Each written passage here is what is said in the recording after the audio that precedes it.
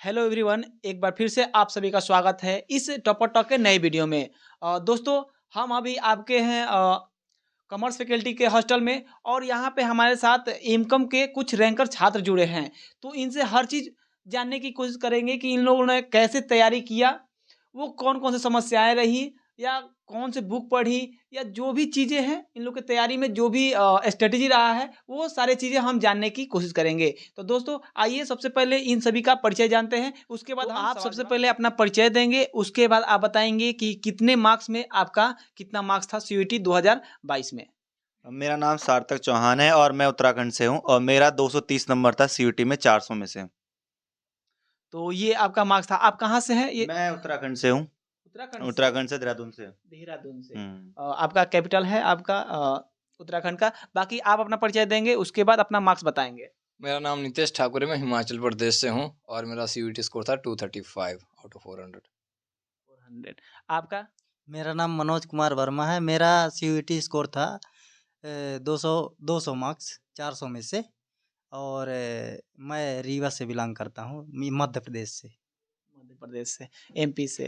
अपना परिचय देंगे? मेरा नाम जितेंद्र सिंह है और मैं एमपी का रहने वाला हूँ, सतना। और मेरा सीयूईटी में 215 मार्क्स आए थे। 215 मार्क्स। तो दोस्तों, इन सभी का मार्क्स बहुत ही अच्छा है, सभी रैंकर हैं, ठीक है? थोड़ा पीजी में आना चाहता है, ठीक है? सीयूईटी के माध्यम से। तो आप लोग ये बताइए कि सीयूईटी पीजी 2023 में जो देगा, वो कौन-कौन सा यूनिवर्सिटी इसमें इंक्लूडेड है?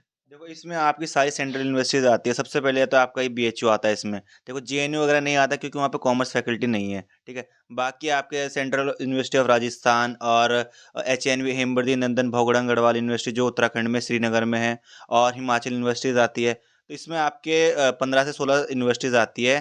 पौंडीचेरी की यूनिवर्सिटी आती है इसमें और आपका पंजाब यूनिवर्सिटी आती है, सेंट्रल यूनिवर्सिटी ऑफ पंजाब। तो ये सारी आपको उसमें सेलेक्ट करने पड़ेगा। जब आपको ऑप्शन आएगा ना, तो उसमें आपको सेलेक्ट करना पड़ेगा आपको कौन सी यूनिवर्सिटी में जाना है। उसके रैंकिंग के हिसाब से आप उसको चूज कर सकते हैं और अपने स्कोर के हिसाब से भी। अच्छा, तो कितना हम यूनिवर्सिटी चूज़ कर सकते हैं एक साथ एक बार? मतलब आप सारी यूनिवर्सिटी चूज कर सकते हो। वो आप पे डिपेंड करता है कि आप कितने के लिए अप्लाई करना चाहते हो। पहले जब आपका प्रेफरेंस फॉर्म भरा जाएगा, उस टाइम एक ऑल का सिस्टम होगा और एक होगा आप सिंगल यूनिवर्सिटी। तो आप उस time all subject all university select कर लो। उसके बाद जब आपका सीयूटी का स्कोर आ जाएगा, तो उसके बाद फिर आपको एक एक यूनिवर्सिटी के लिए अप्लाई करना पड़ेगा। वो आप पे डिपेंड करता है। रजिस्ट्रेशन टाइम आपको सारी यूनिवर्सिटी सेलेक्ट करनी पड़ेगी। तो दोस्तों, ये आपका यूनिवर्सिटी रहा कि आप किस-किस यूनिवर्सिटी में जा सकते हैं। अगर आप सीयूईटी 2023 देना चाहते हैं कॉमर्स से मतलब कि पीजी करना चाहते हैं, तो ये सारी चीज़ है। अगला सवाल ये है कि अगर हम सीयूईटी 2023 देना चाहते हैं, तो कॉमर्स के लिए कॉमर्स से पीजी करना चाहते हैं, तो कौन-सा यूनिवर्सिटी बेस्ट होगा कॉमर्स के लिए पीजी में?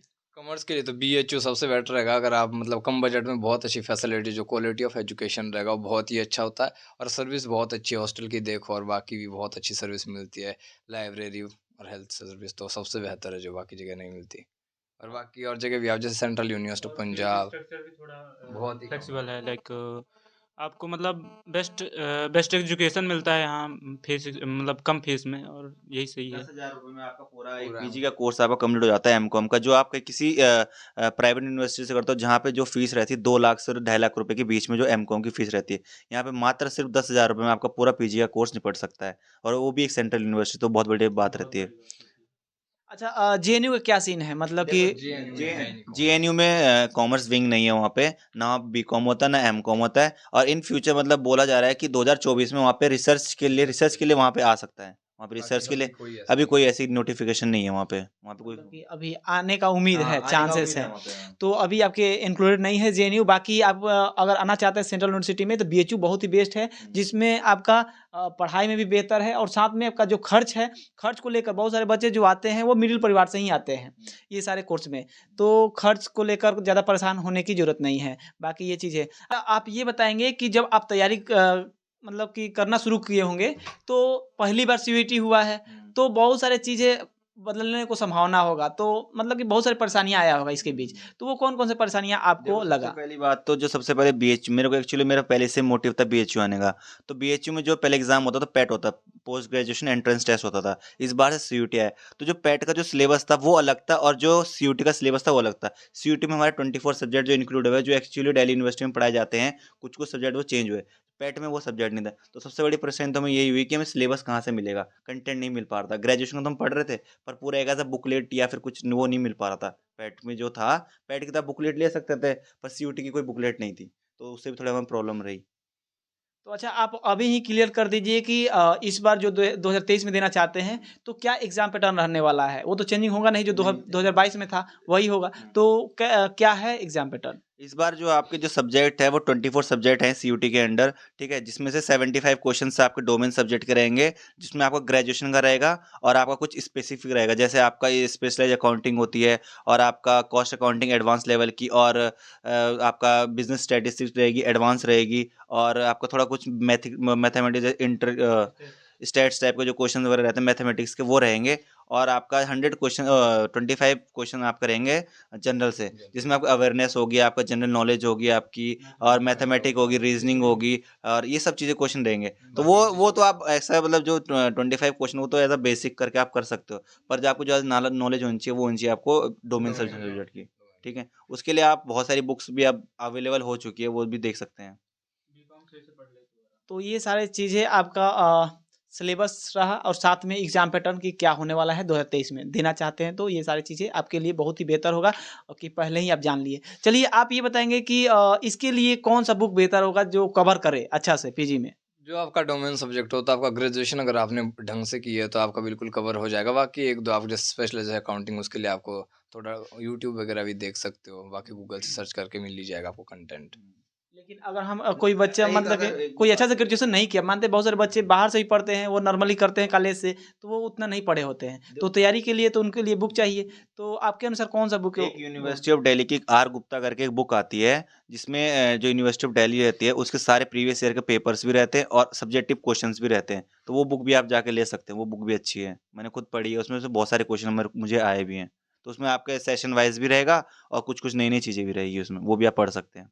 अच्छा, एक बार और आप सिलेबस को एनालिसिस कर दीजिए कि क्या-क्या पूछता है, उसके अनुसार आप कुछ बुकें बता दीजिए अलग-अलग कि इसके लिए ये बुक है, इसके लिए ये बुक है, ताकि बच्चे देखें, उनको आसानी हो। देखो, जितने भी आपके जो सबसे पहले जो आप ग्रेजुएशन में जो 11th-12th में जो आपने अकाउंट्स पढ़ी है, वो आपके बिल्कुल क्लियर होनी चाहिए, ठीक है? उसके बाद जो इकोनॉमिक्स, माइक्रो, मैक्रो, वो क्लियर होनी चाहिए आपकी, ठीक है? उसके बाद आपको जो आपने कॉस्ट अकाउंटिंग, कॉर्पोरेट अकाउंटिंग और फाइनेंशियल अकाउंटिंग, इनकम टैक्स, जितने भी जो आपके सब्जेक्ट है अकाउंटिंग के लेके, कंपनी लॉ और आपका कॉर्पोरेट टैक्सेस वगैरह, जितने भी आपके बुक्स होगी ना बीकॉम में, उनको आपको सबको मतलब एक एज़ अ मतलब रीडिंग तो होनी चाहिए आपकी, क्योंकि पढ़ा होना चाहिए। अगर आप वो सब चीज़ों को नॉलेज नहीं, जैसे आप कंपनी लॉ है, उसमें बहुत सारे एक्ट होते हैं, इंडियन कॉन्ट्रैक्ट एक्ट होता है, वो चीज़ों की आपको नॉलेज होनी चाहिए, कब स्टार्ट हुआ था, कब उनका एस्टेब्लिशमेंट है, कौन-कौन सी चीज़ें आती हैं, इनकम टैक्स में कौन-कौन से टैक्स स्लैब्स होते हैं, ये सब चीज़ें आपको पता होनी चाहिए। तो वो सब चीज़ें आपको पहले ग्रेजुएशन के अच्छे से करनी पड़ेगी, मतलब अगर नहीं भी पढ़ी हुई, तो आप उन बुक्स को जाके एक बार फिर से पढ़िए, जो मेन वही रहेगा। Thank you so much. अच्छा आप ये बताएँगे कि आप तैयारी कब से शुरू किए? तैयारी तो मेरी मतलब साल साल भर, मैं 1 साल ड्रॉपर हूँ, तो मेरी तैयारी पहले से ही चालू थी, लगभग थोड़ा बहुत। लेकिन मैं बीच में बैंक की तैयारी कर रहा था। इसकी वजह से मेरा जनरल लेवल में जो 25 क्वेश्चन था, उसमें से मतलब ज़्यादातर सही थे। तो उसकी वजह से मेरा मार्क्स थोड़ा अपग्रेड हुआ, उसकी वजह से मेरा ज़्यादा अच्छा मार्क्स आया था सीयूईटी में। आप बताइए कि आप कब से तैयारी शुरू कर दिए आपका सीयूईटी पीजी 2022 का? तैयारी तो मतलब मैं ख़ास कुछ टाइम लिया नहीं, मैं जब ग्रेजुएशन कर रहा था, तो उसी टाइम मैंने सोच रखा था कि एमकॉम करना है, यहाँ बीएचयू से ही करना है, और मैं मतलब बीएचयू का ही छात्र रहा हूँ ग्रेजुएशन में, ठीक है? बीकॉम मैंने डीएवी से कर रखी है। तो मैं पहले से ही मतलब प्रिपेयर था इस चीज़ के लिए, और मैं सोचता हूँ कि अगर आप बीकॉम अच्छे से कर लेते हैं, लाइक पढ़ लेते हैं सही से, अच्छा से, तो आपका एमकॉम कोई इतना कठिन नहीं रहेगा, आपको सरलता से निकल जाएगी, ठीक है? तो बीकॉम अच्छा से मतलब पढ़ लीजिए, यही है। तो ये इनका तैयारी का रहा, बाकी आप बताएँगे कि आप कब से तैयारी किए? मैं एक्चुअली जब मैं बीकॉम में था तो उस टाइम से मैं बच्चों को पढ़ाता था, जैसे आपको 12th के बच्चे हो गए, और बीकॉम फर्स्ट, जैसे मैं सेकंड ईयर में गया तो मैं बीकॉम फर्स्ट ईयर के बच्चे पढ़ाता, तो वो सब चीज़ें तो मेरी अलग मैटर है। पर अगर आपको स्पेसिफिक 6 मंथ्स की स्ट्रेटेजी आप फॉलो करेंगे तो आपका पेपर निकल सकता है, जिसमें आप सारे सब्जेक्ट को लेकर चलेंगे, 6 मंथ्स में हो सकता है पूरा। Thank you. बाकी आपका? मेरा 3-4 मंथ का वो था, क्या बोलते हैं अपना ना, 3-4 मंथ मैंने तैयारी की थी बाकी, और जो इसके लिए मैंने मॉक वगैरह भी लगाए थे टेक्स्ट बुक वगैरह पे, जिससे मुझे बहुत हेल्प मिली थी। टेक्स्ट बुक ग्रेड अप उससे बहुत हेल्प मिली थी। बाकी आजकल तो कंपटीशन बढ़ रहा है, तो डिपेंड करता है, ऐसे अगले साल क्या पता इससे ज़्यादा मेरिट जाए, तो आपको तैयारी पूरी करनी पड़ेगी तभी। जो ये सीयूटी का ही एक मॉक टेस्ट वगैरह उसके साइट पे भी आता है, आप उसको भी जाकर दे सकते हैं। एनटी की जो साइट पे मॉक टेस्ट आपको मिलेंगे, आप उसको भी दिए जाके, क्योंकि उसमें आपको प्रीवियस ईयर के बहुत सारे पेपर मिलेंगे। दिल्ली यूनिवर्सिटी के अलग है और सीयूटी के भी कुछ कुछ। सीयूटी जो पहले आपके ये नारेंज मूंजी करके एक मुंबई में कॉलेज है, वहाँ पे पहले सीयूटी होता था। बहुत सारी यूनिवर्सिटी पहले सीयूटी करवाती थी, तो उनके प्रीवियस ईयर पेपर भी मिल जाएंगे आपको, तो वो भी आप सॉल्व करिए, उससे भी आपको बहुत बेनिफिट होगा। तो अच्छा, ये तो बहुत ही अच्छा आपने बताया और उससे सहमत भी हैं। अच्छा ये बताइए आप लोग का स्ट्रेटजी क्या था पढ़ने का? कुछ तो रणनीति होगा कि हाँ, ऐसे हमको पढ़ना है, क्योंकि सबका टाइमिंग अलग-अलग होता है। कोई रात में पढ़ता है, कोई दिन में पढ़ता है। लेकिन आप लोग का क्या टाइमिंग था पढ़ने का? कैसे-कैसे टाइम देते थे? मैं तो मतलब स्टार्टिंग से मैं रात को ही पढ़ता हूँ। मतलब ये है कि मेरी जो स्ट्रेटेजी है वो रात को ही पढ़ने की है। तो मैं ऐसा करता था कि जैसे कोई टॉपिक हो गया, सपोज़ कर कोई आज बुक इनकम टैक्स है, तो मैं उस बुक को उठा लेता था। मैं उसको मतलब रात को निपटाता था। मैं रात को क्या है कि जैसे आधी आज निपटाई या 4 चैप्टर आज निपटाए, 3-4 चैप्टर कल निपटाए। तो इस टाइप से मेरी स्ट्रेटेजी बना रखी थी मैंने कि एक बुक है उसको पहले पूरा खत्म करना है, 5-6 दिन या 1 हफ्ता जितना भी टाइम लग रहा है। उसके बाद फिर दूसरी बुक उठानी है, और जो-जो उसमें छोटे-छोटे पॉइंट्स होंगे, एक नोटबुक बना लो, रफ कॉपी, तो उसमें लिखते जाओ। जैसे इनकम टैक्स का कुछ है, कॉर्पोरेट लॉ का है, कंपनी लॉ का है, तो उसको लिखते जाओ कि हाँ ये इंपॉर्टेंट है, ये हमारे काम आ सकता है। जो छोटे-छोटे पॉइंट्स होते हैं, तो उसके नोट्स बनाओ। जब आप सारी सब्जेक्ट निपटा लोगे, तो एट लास्ट आप क्या कर सकते हो, उसको रिवाइज़ करो। फिर आपको बुक पढ़ने की ज़रूरत नहीं, सिर्फ़ आप उस नोटबुक जो आपने बनाई रफ कॉपी, उसको पढ़ो आप। मतलब ऐसा नहीं कि आप बहुत अच्छी राइटिंग में बना रहे हो कलरफुल पेन से, नॉर्मल एक रफ राइटिंग में बनाओ उसको, कि आपको ताकि समझ में आ जाए आपको। एट लास्ट जब भी आप उसको रिवीजन टाइम आपको जैसे 10 दिन हो गए, 15 दिन हो गए, उस टाइम आप रिवीजन कर सको उसका। तो दोस्तों ये इनका स्ट्रेटजी रहा, बाकी रिजल्ट सामने है। अगर आप इस स्ट्रेटजी को फॉलो करते हैं, बाकी थोड़ा बहुत चेंजिंग हो सकता है, आप अपने अनुसार बना सकते हैं स्ट्रेटजी, क्योंकि इनका टाइमिंग कुछ और है, आपका कुछ और हो सकता है। हो सकता है कि अगर आप गाँव में रहते हो तो कुछ काम भी करना पड़ता हो, बाहर से रहते हो, या अगर अगर ग्रेजुएशन कहीं यूनिवर्सिटी से कर रहे हैं, बड़ी यूनिवर्सिटी से, तो आप वहाँ टाइमिंग कुछ अलग कर सकते हैं। बाकी थैंक यू सो मच। अच्छा आप ये एक और सवाल बताइए कि अगर आप बीएचयू में पीजी कर रहे हैं कॉमर्स से, तो एडमिशन फ़ी क्या है?